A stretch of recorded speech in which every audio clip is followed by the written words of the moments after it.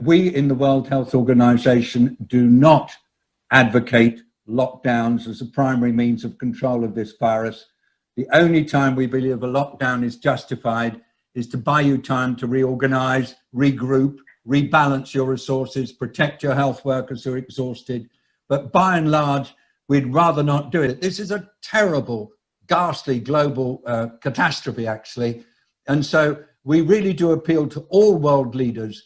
Stop using lockdown as your primary control method. Remember, lockdowns just have one consequence that you must never, ever belittle, and that is making poor people an awful lot poorer. The World Health Organization has flip-flopped on the effectiveness of lockdowns.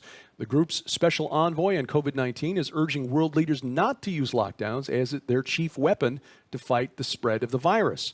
David Nabarro telling reporters over the weekend that lockdowns should be used sparingly and only for specific temporary situations.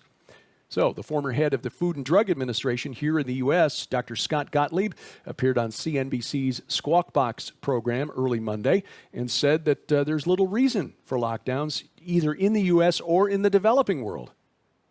And as we've been telling you for months now, a growing body of research is showing that these non-pharmaceutical interventions, lockdowns, mask mandates, etc., have done little to slow the spread of the disease.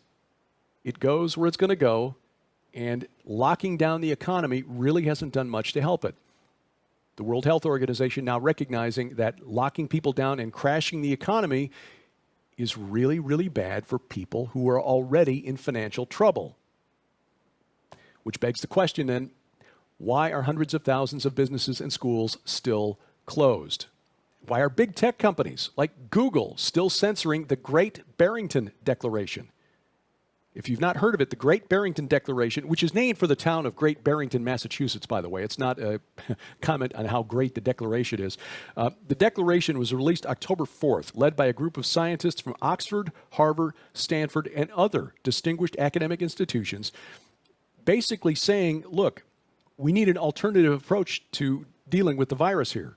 Instead of closing businesses, locking down schools, and keeping people in their homes, we need to shift to focused protection. In other words, protect the most vulnerable among us, people in nursing homes, people with underlying medical issues, and let the rest of us who are at minimal risk from this virus go back to living our lives with the hope that we'll eventually reach herd immunity.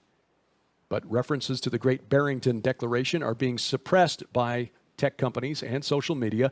Instead, we're seeing stories like this one that came out from Australia over the weekend, finding that the coronavirus can survive on banknotes, paper money, for up to 4 weeks. So we need to stop using money because it's spreading the virus.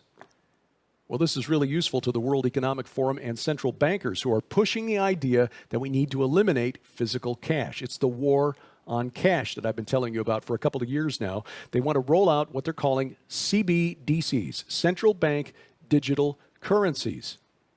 Digital currencies backed by central banks, similar to things like Bitcoin, Coinbase, Ethereum, and so on. This is part of the Great Reset to fundamentally transform global civilization. The World Economic Forum planning to roll out its complete plan next January. It's easier to distribute government assistance during a crisis with digital currency, they tell us, which is why COVID-19 is being used as the impetus to drive us to this conclusion. But it also forces all economic activity, all purchases, all sales through the banks, which means it can all be tracked.